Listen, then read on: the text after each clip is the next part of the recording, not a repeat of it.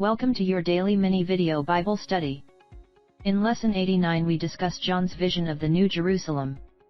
Its dimensions, details, and decorations are beyond all description. Indeed, this is one of the most exciting chapters of the Bible. While the major portion of John's revelation is given to God's judgments on rebellious humanity, none of it, no matter how dramatic or catastrophic, can match the thrill of the final two chapters.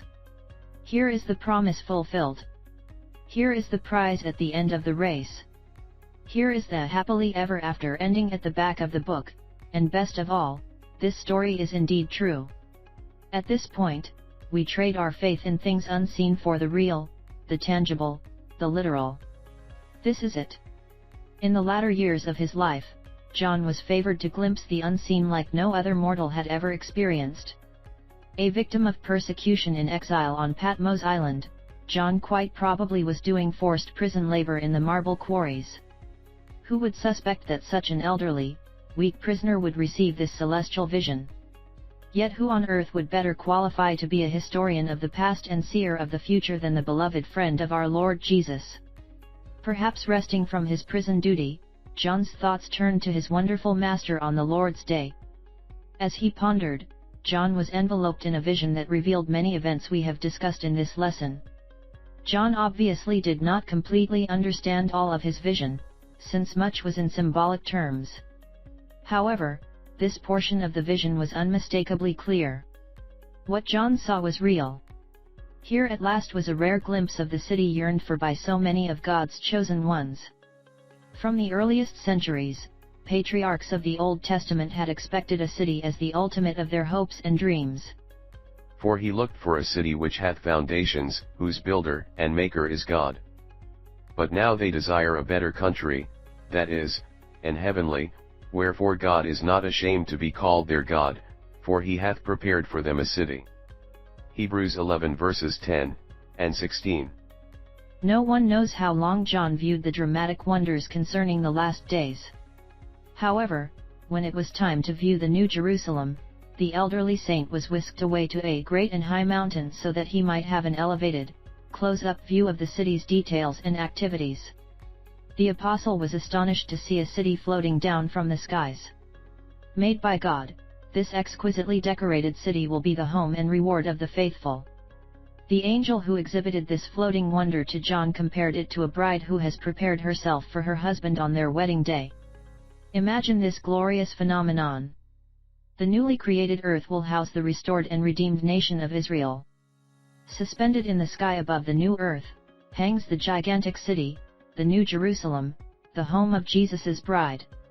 Not until eternity begins will the new heaven, new earth, and New Jerusalem be visibly interrelated with the others.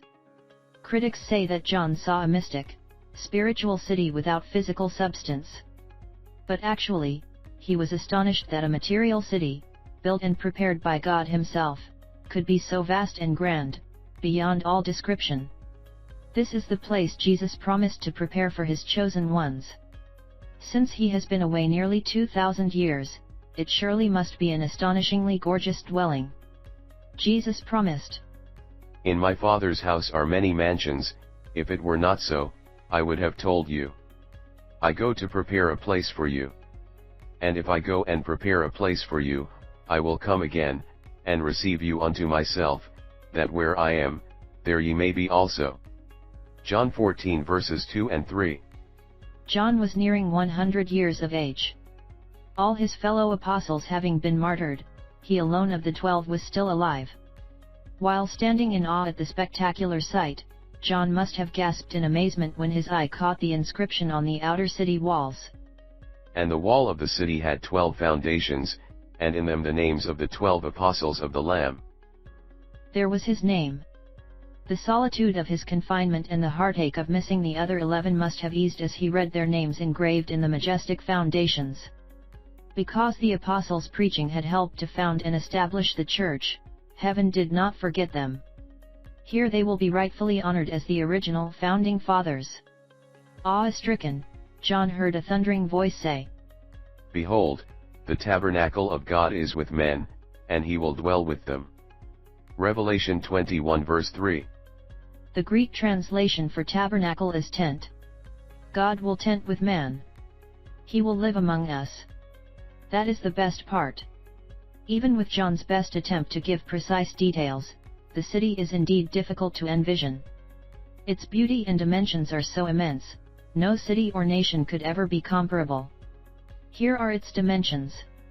And he that talked with me had a golden reed to measure the city, and the gates thereof, and the wall thereof. And the city lieth foursquare, and the length is as large as the breadth, and he measured the city with the reed, 12,000 furlongs. The length and the breadth and the height of it are equal. Revelation 21 verses 15 and 16. A city with such dimensions would boast an area of 2,250 square miles. By comparison, the New Jerusalem is 10 times as large as Germany or France. It is 40 times as large as England and even much larger than the nation of India. Computing the number of people per square mile in the city of London, the New Jerusalem could accommodate many more than the current population of our globe. If you can visualize a city stretching from Houston, Texas, to San Diego, California, upward to Canada, across and back down to Houston, yet towering 1,500 miles into the air, then you can partially comprehend the vast expanse of God's new home for His bride.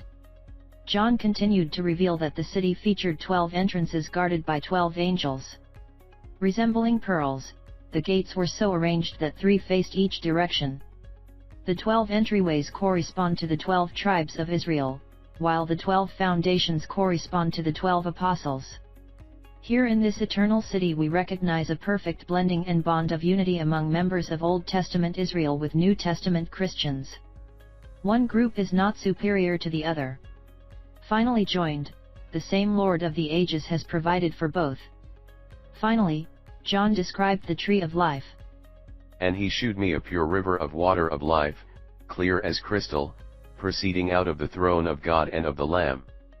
In the midst of the street of it, and on either side of the river, was there the tree of life, which bare 12 manner of fruits, and yielded her fruit every month, and the leaves of the tree were for the healing of the nations. Revelation 22 verses 1 and 2. Remember the tree of life? In Eden's garden, Adam and Eve were prohibited from tasting the fruit of this forbidden tree. Now we see that same life-giving tree transplanted and flourishing in the paradise of God. Notice that no stipulations or restrictions are now enforced. All will be allowed to partake of its delicious varieties of fruit forever. In this beautifully adorned, permanent home of the redeemed, something is noticeably absent. Where is the temple? And I saw no temple therein, for the Lord God Almighty and the Lamb are the temple of it. Revelation 21 verse 22. Throughout history, the temple has always symbolized the place of God's abode. But in the new city, there will be no need to gather in a specified house of worship. Heaven's citizens need no place of worship, for the object of all worship is present everywhere. He will be the temple. We shall see Him face to face. No veil will ever separate us from His holiness. Living directly in the throne room of God, we will praise and glorify Him visibly and personally forever. One other object will be missing that man has depended upon since creation began. And the city had no need of the sun, neither of the moon, to shine in it, for the glory of God did lighten it, and the Lamb is the light thereof. Revelation 21 verse 23. No external power source will be required. He will be the direct source of light for living in the New Jerusalem. The Lamb will be the source for everything. He will be the temple, the light, and the water of life. And he shewed me a pure river of water of life, clear as crystal, proceeding out of the throne of God and of the Lamb. Revelation 22 verse 1. Lavishly decorating the city's interior are a variety of precious gems. Even the streets and walkways will be transparent gold. And the street of the city was pure gold, as it were transparent glass. Revelation 21 verse 21. How difficult to imagine. No available process on earth can perfectly refine gold with the transparency of glass. In fact, the impurities in gold lend its yellowish brilliant color. If completely refined of all impurities, gold would probably be as transparent as glass. What will heaven be like? How will it differ from our present surroundings? John described this beautiful city as a place of complete joy and happiness, totally void of sorrow or pain. And God shall wipe away all tears from their eyes, and there shall be no more death, neither sorrow, nor crying, neither shall there be any more pain, for the former things are passed away. Revelation 21 verse 4. Like a mother caresses a hurting child, our Heavenly Father will gently wipe away every tear. In this new atmosphere, all emotions of sadness and heartache will be excluded. There shall be no more death. Can you imagine a world without death? With sin forever gone, its wages and results will also disappear. At last, God's big happy family will all be together. Saints of every age will enjoy continuous fellowship forever and ever. In this perfect existence, time will be no more. No clocks, no calendars, no deadlines, no schedules, everlasting life is forever. And throughout this endless eternity will be the delight of perpetual fellowship with Jesus Christ. I will come again, and receive you unto myself, that where I am, there ye may be also. John 14 verse 3. Heaven will be void of all work, labor, or strenuous activity. In this life we are encouraged to seek, to strive, to attain, to gain, but there our labor will be rewarded with peaceful rest. Blessed are the dead which die in the Lord from henceforth, yea, saith the Spirit, that they may rest from their labors, and their works do follow them. Revelation 14 verse 13. We mortals experience situations that are impossible to understand. Why did this happen to me? We moan. Obediently we try to accept life's mysteries and walk by faith, yet we often wonder, why? But in heaven, all will be different. We shall have complete knowledge. Questions will be answered, mysteries will be solved, and all secrets revealed. Now I know in part, but then shall I know even as also I am known. 1 Corinthians 13 verse 12. Into this city of sinless perfection, no unclean thing shall ever come.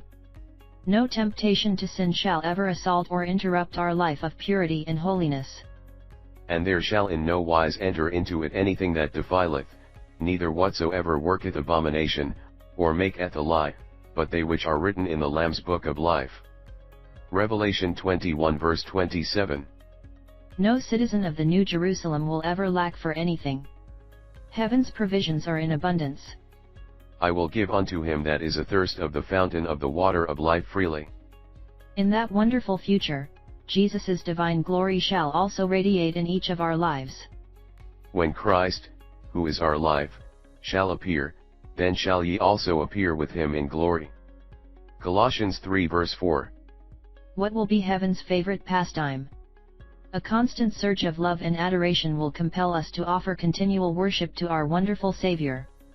After this I beheld, and, lo, a great multitude, which no man could number, of all nations, and kindreds, and people, and tongues, stood before the throne, and before the Lamb, clothed with white robes, and palms in their hands, and cried with a loud voice, saying, Salvation to our God which sitteth upon the throne, and unto the Lamb. Saying Amen, blessing, and glory, and wisdom, and thanksgiving, and honor, and power, and might, be unto our God forever and ever. Amen. Revelation 7 verses 9 and 10, and verse 12. With all the splendor described in John's revelation, he struggled to portray how completely perfect the relationship will be of the Lord and his bride. Once the earthly program has been completed, Jesus will have his chosen ones to himself. Attempting to capture its glory with pen and ink is almost futile. No one can fully comprehend the glorious future God has prepared. Nothing there will reflect Earth's former lifestyle. What a place! What a prospect! What a promise! This greatest love story ever told ends as all good stories should, happily ever after in the presence of the Lord. This ends Lesson 89. In the last lesson of our Bible study we will emphasize the importance of sharing the good news of what Jesus Christ has done for mankind. His cross built a bridge of hope from here to eternity, Fellow travelers must be warned, however, that the broad way leads to destruction. God bless you.